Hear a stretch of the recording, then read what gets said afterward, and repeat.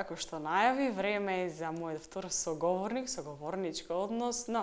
Тука со мене е Светлана Папачек, дел од организацијата на жени од Битола, но и писател, поет. Првенствено за кое што би сакала сега да го започнеме овој наш разговор е тоа она што се случуваше вчера во Интимниот театар. Тоа беше едно поетско читање и осмислено со изложба на фотографии. Веќе Весна ни беше гостин во Мозаикот, па ете, сега ваше редот. Кажете ми, како поминавте сноште? Многу убаво, прекрасно. Многу задоволни, сите задоволни. Посебно музичарите, група Антика, ете, не придружуваше. Поздрав и до нив и благодарност што ни се придружија и рекоа во секој момент ќе ве дружиме, организација на жени. Тоа е убаво. Да. Само да напомениме дека овој настана во склоп на програмата на Битолско културно лето Битфест 2015 година. И беше интересно смислено, течеше изложба на фотографии од Весна Тирцовска и читање на поезија. Она што го забележа во настанот кој што го имавте објавено на Facebook страницата, дека станува збор за читање на женска поезија, но и исто така и на читање на поезија од еминентни македонски писатели. Па сега малку повеќе, само за секунден одрежај ќе побарам да ги испратат фотографиите кои што ни доловат повеќе што се случуваше там. Значи, минатата година организација на жени наполнивме 70 години од постоењето женски активизам во Битола, посебно. И сега годинава, кога ја смислувавме апликацијата за Битфест, шо да смислиме нешто ново, ама пак да е поврзано со жената, со нашата работа. Ај, рековме поетско читање. Нека биде. И во најавата поетски обзор и изложба на фотографија од Весна Трицовска, велам годинава организација на жени повторно присутна во Битфест, ама женскиот активизам преку поезија. Сега ќе ви се представи. Фала им и на колешките, на Јасмина, на Мери и на Снежана, што ми го разубавија настанот. И мислам дека беше на она ниво на кое што секогаш организација на жени знае да биде. Бидејќи поезијата станува се поактуелна, посебно на овие културни лета, зашто се одлучивте токму на името поетски обзор и на поезија? Ние знаеме дека битолската жена е многу културна и еманципирана. Веќе не е од сега, туку од многу претходно. Тоа име го смисли наша председателка, Светлана Петковска. Пак некако поврзано, реков, со женскиот активизам. Поезијата од понежна до најстрасна. Убава сите со некоја посебен стил на пишување. Тоа е убаво. Да. Што беше завстапено, како што кажавме претходно, од македонските именентни поетски имиња? Блаже Конески, Матеа Матевски, Кочо Рацин посебно, јас го обожавам, го сакам. Кој ги читаше тие песни? Нешто јас, нешто колешките, меѓутоа најдрага што ја прочитав, мојата некако ми е, некако себични, ќе сме си ние поетите можеби, Везилка. Тоа од Блаже Конески. Посебно ми е драга и ете некако како целата македонска историја преку неговите песни да провејува, да се открива. И она конците црно, црвено, то специфично, нели, за нашиве простори. Македонската историја и македонскиот народ низ историјата. Да. Убаво е тоа што постојано ова организација на жени од Битола постојано во еден свој ритам, постојано организира настани кои што на некој начин влијат и на образување на битолската жена, на зголемување на таа еманципација и она културно издигнување. Веќе многу покренавте многу проекти околу книжевност, околу здравјето на жената и сето тоа. И ви посакувам на тоа поле многу успех. Благодарам. Но на другиот дел на кој што јас сега би сакала да се осврнеме, тоа е вашата книжевна работа. Така. Добро сте позната по писателските кругови овде во Битола и низ Македонија, барем од ја што можам да го забележам. Иако имате само една книга издадено на поезија, Самостојна моја ми е поезија. но позната сте по бројните гостувања во странство, на странски конкурси, балкански најмногу, и на повеќе сте застапени во повеќе збирки на поезија на македонско и на балканско ниво. Така. Ајде да го започнеме овој муабет за поезијата од таа меѓународна соработка. Така. Ми рековте дека имате учествувано на конкурси во Србија, во Виена и во Босна. Така. Како дојде до таа соработка и која поезија е пресудна за да се биде дел од тоа книжевно стварување? Значи, кога ќе влезиш во круговите на писателите, ќе ти се отворат вратите. Јас велам за сите можни контакти. Ти ги оствариш и ќе следиш конкурси и преку пријатели ќе дознаваш и ќе си пушташ. Посебно сега, знаеш, по мејлови си е цела работа организирана и полесно и по финансиски поослободено. Докаде што ќе видам конкурси дека има, си пуштам од мојата поезија обавезно. Меѓутоа имам и некои така раскази, ама некако со нив не ми оди. Поуспешна сум со поезијата. Типично женски. Да, и воодушевени се од поезијата моја. Дури кој ќе им пуштам на македонски јазик, на нашиот мајчин јазик поезија, ми велат многу е убава поезијата ваша. Меѓутоа, ако може и превод. А има некои конкурси каде што си одат на оригиналниот јазик од бившите ју простори, посебно некако повторно Југославија, како да се поврзуваме. Ние никогаш ни не сме разделени во душата, нели? Сите мешани сме. Она што ме интересира, што е она што е акцентирано, потенцирано во вашата поезија? Љубовта, се знае. Ние жените сме слаби на Емоцијата. на емоцијата. Се разбира дека емоцијата е поедовната точка во поезијата, но повеќе, бидејќи активист и постојано сте активни во општественото живење и креирање во градот Битола, од аспект на женското работење, каде е сега жената според вас? Дали постигна некој врв или се уште се труди да го постигне? Се уште се трудиме да постигнеме. Некако овие наши балкански простори закоравени уште се за жената. Меѓутоа, пак добри сме, од политичка страна гледано. Над 30% веќе имаме застапеност на жената во политиката, што е во поголем процент од европските земји, например. Значи, пак сме некаде на добар пат. Ама тешко, ама ќе оди работата. Мора. Ете, активизам, нели шириме. Но кога стане збор за книжевност, некако женските писатели секако не може толку многу да некако постои некоја рампа, би се така метафорички да кажеме, дека не може толку лесно да се бликне во македонската книжевност и да се остава трајни траги. Така. Многу Некако македонскиот народ од секој пат мачен, нели?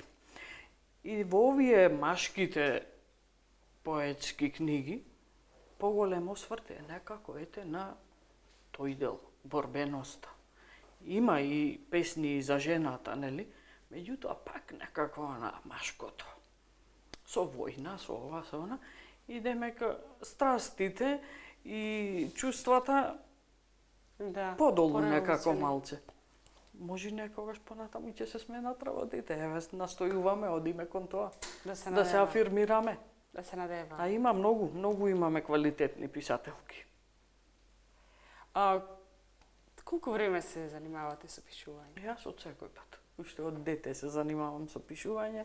Сум била уредник во весниците школски, на конкурси, така за своја душа си пишував.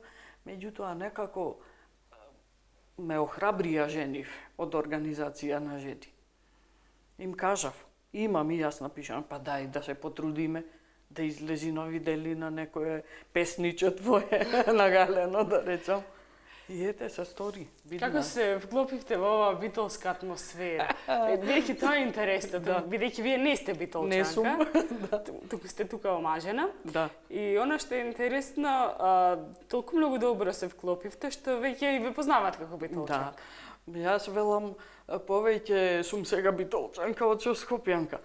А Скопје кога ќе појдам, леле ми велат, значи права битолчанка си станата. Што значи дека вистина сум се претопила, еве битолчанка станав. И каде повеќе на поезијата сега би обрнале внимание, тука ги имаме и книгите во кои што еве и книгата Страсти, која што минатата година исто на Битфест имаше промоција. Да. Ке замолам од поблиску, ако може да ја видат гледачите. Интересно, дори на самата промоција читам дека Силвана Насок беше промотор минатата година. Да. А јас во тој момент имавме исто на работилница во музеот и токму се случуваше и промоцијата на Страсти, која можам да сега слободно јас да кажам дека имаше голема посетеност. Имаше. И повеќе сега би разговарале за емоцијата и жената во македонското општество. Веќе долг период беше тивка буква, нечујна.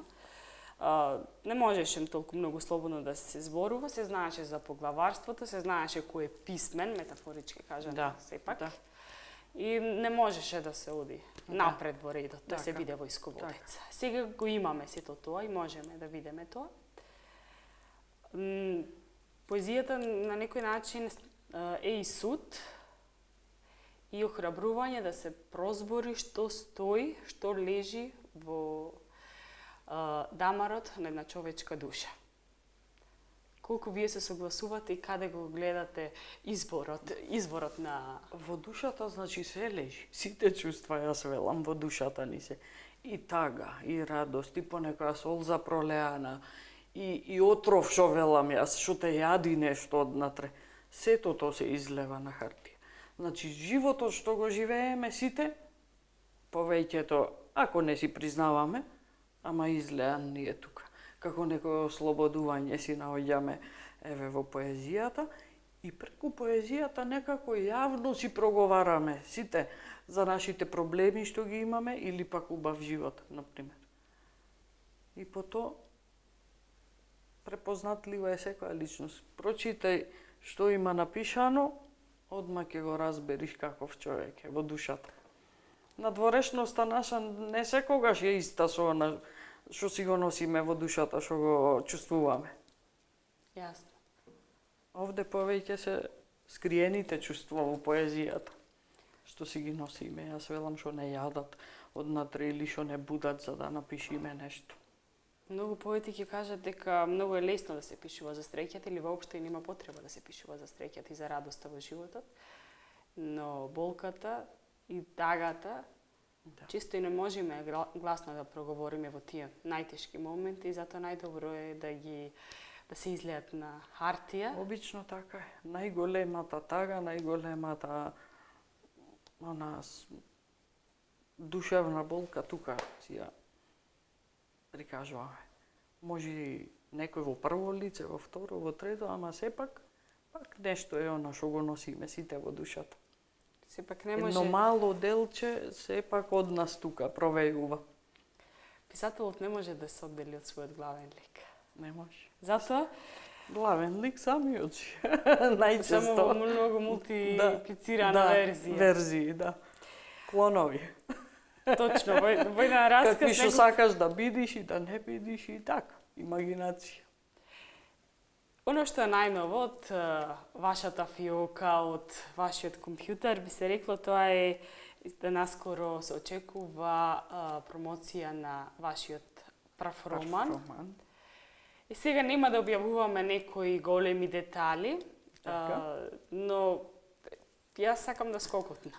Ајде. Што ќе се случува, зашто е, на која публика ќе биде посветен, на старосна група? Дали повторно жената ќе биде во центарот? Точно жената во центарот, ама во малце поинако издание и некако како повеќе психолошки ми е тој роман. А дури кој ќе навлезиш, ќе видиш, ќе го прочиташ, тешка психологија дури е. И борбата вечна меѓу доброто и злото. Препорот низ безсознание.